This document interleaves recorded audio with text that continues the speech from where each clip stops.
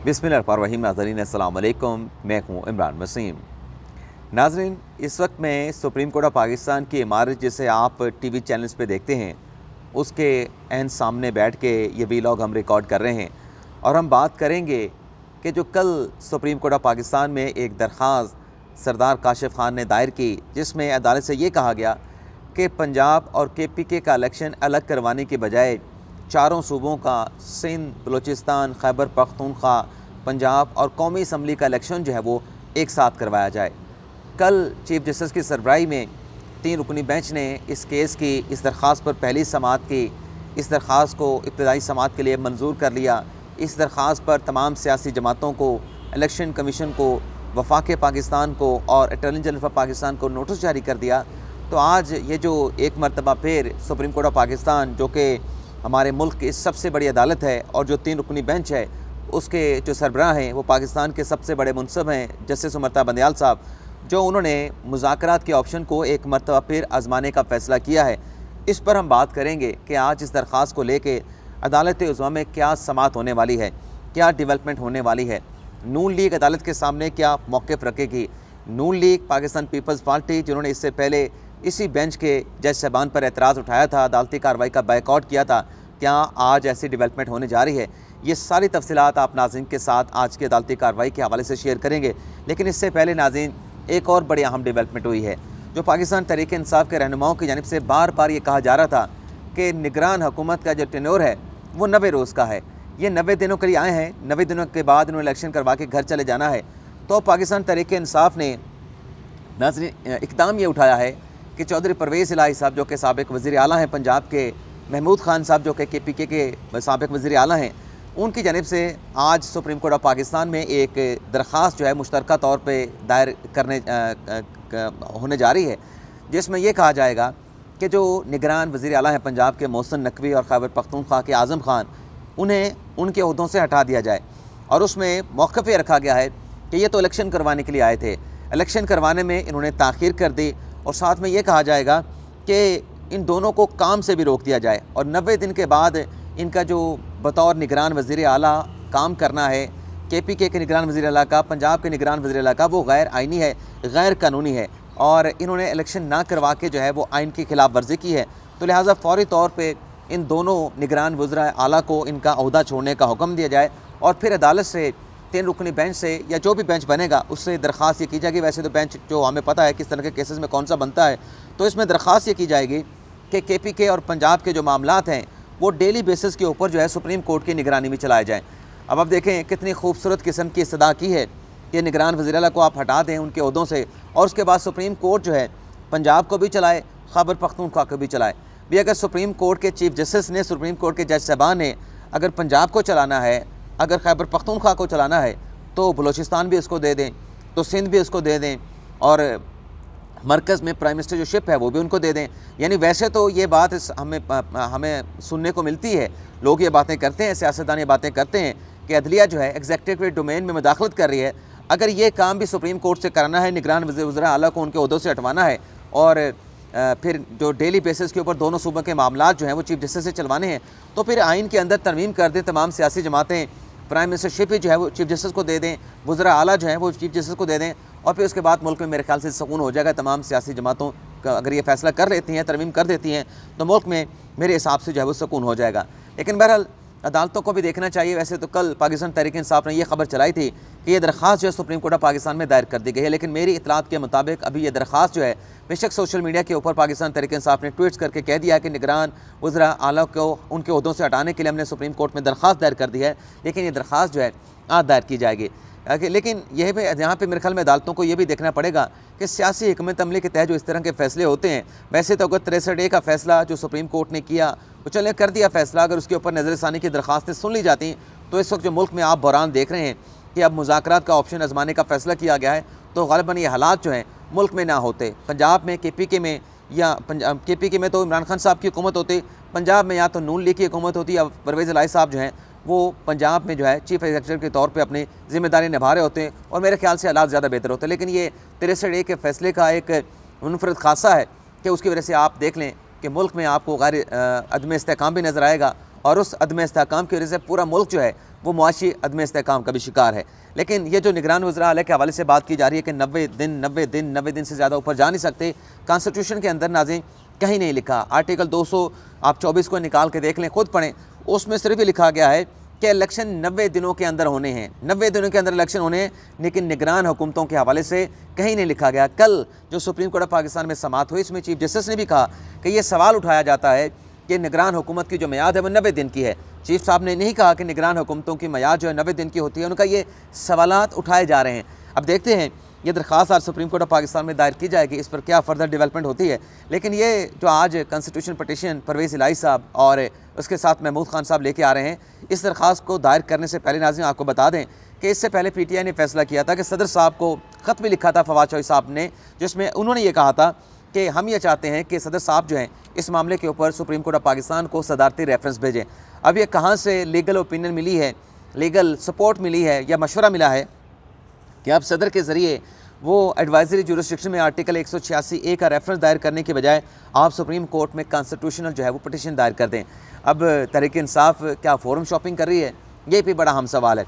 लेकिन बहरहाल आज क्या होने वाला है, इस पर अगर हम आते हैं इसी टॉपिक के ऊपर, तो तमाम सियासी जमातों को, जैसे पाकिस्तान तहरीक सियासी जमात को कल सुप्रीम कोर्ट ऑफ पाकिस्तान ने नोटिस जारी कर दिए, इलेक्शन कमीशन की दरख्वास्त को रद्द कर दिया और उसके साथ साथ वजारत दिफा की दरख्वास्त को रद्द कर दिया और वजारत ख़जाने की दरख्वास्त के ऊपर हुकूमत को 27 तारीख तक जो है 21 तरफ जारी करने का हुक्म दे दिया।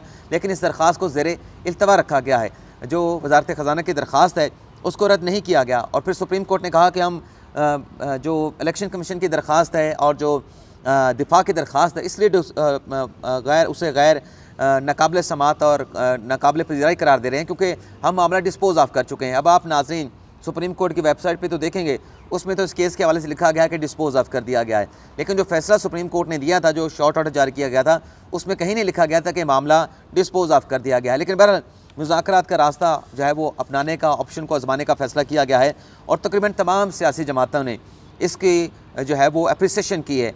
अगर हम बात करें PDM की, तो कल शहबाज शरीफ साहब ने इजलास बुला रखा था, तो उसमें भी उन्होंने कहा है कि हमने एक कमेटी तश्कील दे दी है PDM की सियासी जमातों की, जो मुशावरत का जो अमल है, जो हम with in the party, with in the जो हुकूमती इत्तेहादी जमातें उसमें हमने शुरू कर दिया है, इसको मज़ीद एक्सटेंड किया जाएगा। आसिफ अली ज़रदारी का स्टेटमेंट आया है, आसिफ अली ज़रदारी ने कहा कि हम भी जो है वो मुज़ाकरात का सिलसिला शुरू कर चुके हैं, मुशावरत हमने शुरू कर दी है, अभी हम विद इन द पार्टी कर रहे हैं और जब हम तमाम अपने लोगों को मना लेंगे, उन्हें कन्विंस कर लेंगे, तो फिर हम अपने सियासी मुखालफिन की तरफ भी जाएंगे। राना सनाउल्लाह ने खैर मकदम किया है, जमात इस्लामी ने खैर मकदम किया है और काफ लीग ने खैर मकदम किया है। लेकिन मौलाना फजल रहमान साहब ने PTI के साथ जो है मुज़ाकरात करने से सिरे से इनकार कर दिया है। मौलाना फजल रहमान ने कहा है कि इमरान खान साहब जो हैं वो रिलायबल यानी काबिल भरोसा नहीं है। और फिर ये भी मौलाना फजल रहमान साहब ने कहा है, जो कल उनकी बिलावल भुट्टो ज़रदारी के साथ मुलाकात हुई, कि ऐसे हालात, ऐसा बहरान बनाया जा रहा है जानबूझ के कि हमें मजबूर किया जाए कि इमरान खान के साथ मुज़ाकरात करें। ये बड़ी अहम बात जो है मौलाना फजल रहमान साहब करें। लेकिन बहरहाल वज़ीर आज़म शहबाज शरीफ साहब ने कमेटी तश्कील दे दी है। आज उस कमेटी के लोग जो है हो सकता है यहाँ पे आएँ और नुमाइंदा लोग भी यहाँ पे आएँ, तमाम सियासी जमातों को, क्योंकि ये हुक्म दिया गया था कि हर सियासी जमात का सरबरा अपना एक सीनियर रहनुमा जो है उसे नोटिफाई करेगा और फिर अदालत में आके आज के मामलात के हवाले से मौक़िफ़ जो अदालत के सामने रखेगा। वैसे तो बाज़ारी लगता है कि आज के अदालती कार्रवाई में तमाम सियासी जमातों के जो रहनुमा आएंगे वो अदालत से वक्त मांगेंगे कि हम इस मुज़ाकरात के ऑप्शन को आजमाना चाहते हैं, इसके लिए वक्त चाहिए होगा। सुप्रीम कोर्ट के कल के हुक्मनामे में लिखा गया है कि मुज़ाकरात को नतीजा खेज़ बनाने के लिए वक्त देना ज़रूरी है, वक्त की बड़ी अहमियत है, तो वक्त देना पड़ेगा। लेकिन सवाल ये है कि मुसम्मिद नवाज़, पाकिस्तान पीपल्स पार्टी और इसके साथ साथ मौलाना फजल रहमान ने तो अदालती कार्रवाई का बायकाट कर दिया है, तो पीछे बड़ी जो सियासी जमातें बैठती हैं हुकूमती इत्तेहादी सियासी जमातों की, वो नून लीग और पाकिस्तान पीपल्स पार्टी है। इन्होंने पहले इसी 3 रुकनी बेंच के जज साहबान पर एतराज़ उठाया था, फुल कोर्ट बनाने की बात की थी, फैसला कहा था 4-3 का है, 3-2 का है, वो कि उसमें कुछ सब्सटेंस नज़र आ रहा था। लेकिन आज ये देखना होगा कि क्या आज ये सियासी जमातें आके जिन्होंने अदालती कार्रवाई का बाइकआउट करने का भी ऐलान किया था, क्या अदालती कार्रवाई का बाइकआउट करेंगी, अदालती कार्रवाई का हिस्सा बनेंगी? क्या बेंच के ऊपर एतराज़ उठाया जाएगा? क्या बेंच में से किसी जज के ऊपर एतराज़ उठाया जाएगा? क्या फुल कोर्ट बनाने की लार्जर बनाने की इस्तेमाल की जाएगी? तो ये बड़ी अहम चीज़ है। इस हवाले से 11 बजे जैसा कि अदालती कार्रवाई का आगाज़ होना है, हमें ज़रा ने बताया है कि 11 बजे से कुछ देर पहले PDM की सियासी जमातों का इजलास होगा, उसमें इन तमाम नुकात के ऊपर जो है वो गौर किया जाएगा और हतमी फ़ैसले किए जाएंगे। लेकिन बहरहाल ये आज बड़ी अहम डेवलपमेंट होने जा रही है। लेकिन कल की इस डेवलपमेंट के हवाले से सुप्रीम कोर्ट में दरख्वास्त दायर हुई, इसमें नाज़रीन वैसे एक सवाल ये भी है कि कल जो ये दरख्वास्त जो अदालत उज़्मा में दायर हुई, जिसमें सियासी जमातों को नोटिस भी किया गया, ये दरख्वास्त किधर से आई थी? इस दरख्वास्त को कौन लेके आया था? इस दरख्वास्त को ड्राफ्ट किसने किया था? इस दरख्वास्त के पीछे कौन है? और इतनी जल्दी में, यानी कल दरख्वास्त दायर हुई, कल ही दरख्वास्त को टेकअप कर लिया गया, कैसे टेकअप किया गया और इसका पटिशनर है कौन? तो ये सारे बड़े अहम सवाल आते हैं, लेकिन वक्त जो है ये इन सवालों का जवाब देगा। लेकिन बहरहाल ये जो तमाम सवाल मैंने आपके सामने रखे हैं कि दरख्वास्त किधर से आई, कौन लाया, किसके कहने पे दायर हुई और इतनी जल्दी टेकअप कैसे हो गई, ये एक मामा है। लेकिन वक्त इस मामे को सॉर्ट आउट भी करेगा।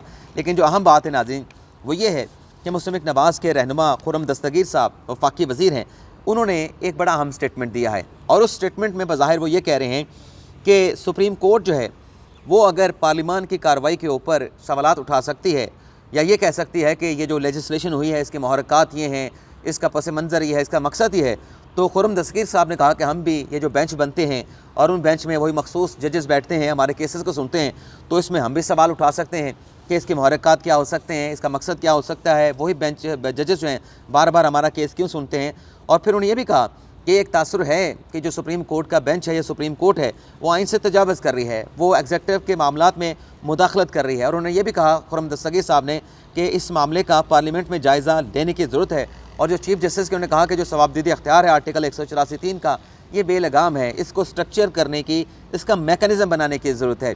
यानी इसमें खुर्रम दस्तगीर साहब ये कह रहे थे कि पार्लियामान के काम में मदाखलत की किसी किस्म की इजाज़त नहीं देंगे। तो ये एक तरह से बेशक एक मज़ाकरात का ऑप्शन को आज़माने का फ़ैसला किया गया है, जो एक हेड ऑन की सी सूरत हाल है मुकन्नना और जुडिशरी के दरमियान, उसको कम करने की कोशिश की जा रही है। लेकिन खुर्रम दस्तगीर साहब भी जो बातें कर रहे हैं उससे ये लग रहा है कि अगर कोई नतीजा निकलता है तो ठीक है फ़ाबिहाल, लेकिन अगर इसी तरह से सूरत हाल रही तो ये डट के खड़े हैं और ये हर किस्म के कॉन्सिक्वेंसेस जो हैं उन्हें फ़ेस करने के लिए तैयार हैं। वैसे कल जो सुप्रीम कोर्ट ऑफ पाकिस्तान में ये बात की गई कि वैसे नाज़रीन जो कानून था supreme court practice and procedure bill, कल सदर साहब ने उस पर दस्तखत नहीं किए थे, तो दस्तखत ना करने की वजह से वो बिल ऑटोमेटिकली आज जो है कानून की शक्ल अख्तियार कर गया है। वो अलग बहस है कि उस कानून को बनने के बाद ही जैसे उसने कानून की शक्ल अख्तियार की, उसका जो असर है वो बेअसर का हो गया सुप्रीम कोर्ट के 13 अप्रैल के फैसले की वजह से। लेकिन अब देखना ही होगा कि यहाँ पर तो दरख्वास्तें जो इस क्राइसिस के हवाले से बड़ी तेज़ी के साथ टेकअप होती हैं कि अब पार्लियामान का बनाया हुआ ये कानून, जिस पर कल चीफ जस्टिस ने पार्लियामान को ख़त भी लिखा था कि अख्तियार जो है कानून बनाने का पार्लियामान का है, तो कब तक इसको जो है वो हुक्म इम्तना के ज़रिए, स्टे ऑर्डर के ज़रिए जो है वो बेअसर रखा जाएगा, ये भी बड़ा अहम सवाल है। लेकिन बहरहाल आज की अदालती कार्रवाई बड़ी अहमियत की हामिल है। आज जो डेवलपमेंट होगी वो तफसीलात भी आपके साथ हम शेयर करेंगे। तो अब तक के लिए इतना ही। आप तमाम दोस्तों से, भाइयों से, बहनों से, बुज़ुर्गों से इजाज़त चाहेंगे। अल्लाह ताला हम सब का हामी नासिर हो। अपनी ढेर सारी दुआ में याद रखिएगा। अच्छा, जाते जाते ये भी बता दें कि कल पाकिस्तान तहरीक-ए-इंसाफ ने यह भी अनाउंसमेंट कर दी है कि जो पंजाब के 297 हल्के हैं उनके तमाम के टिकट जो है वो कैंडिडेट्स को जारी कर दिए गए हैं। किसी को अगर टिकट से देने के ऊपर किसी उम्मीदवार पर एतराज़ है तो वो अपील जो है वो दायर कर सकता है और अपीलें जो हैं वो इमरान खान साहब खुद सुनेंगे। इजाज़त चाहते हैं। अल्लाह हाफ़िज़।